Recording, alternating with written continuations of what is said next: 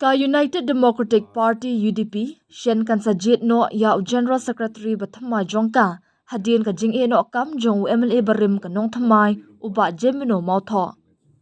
Katkum ka jing pentip da President ka party uba Metbah lingdo, uloong baka Central Executive Committee CEC, kan sa syong jingalang menta ubnay, lani hakatayo baningkong jong ubnay naitung banwan. Ngila pediang ya ka jing e no kam jong uba jemino mautho. Ka CEC ka banwan, kan sa syong banyak keren halor ka jingdan kam banjit yau General Secretary bathymmai jong party, ong uba Metbah, haba keren syakila patai kubor, haga kat pratrik jeliu.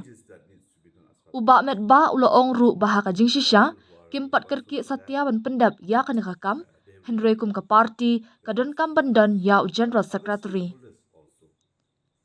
Nalor kata uloong ru baka UDP, kalanang klan, bat ya kanila sakhi nakaway ka election assembly siya kaway pan. Ngim arta tien bangila nang klan, bat ngidang pre bat yad hakaju kalinti, bat ngindang yay beteng ban tre ula benram. The next CEC will sit and discuss about this resignation of, not resignation basically, to elect the new secretary of, General Secretary of the party.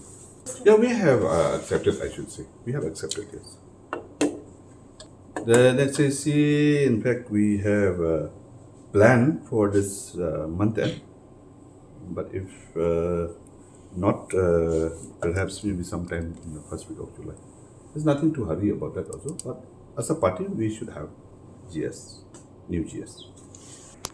You know, from one election to another election, from one MLA election to another MLA election, we were growing, no doubt about it, and we are walking in that same line. And we'll still continue to walk.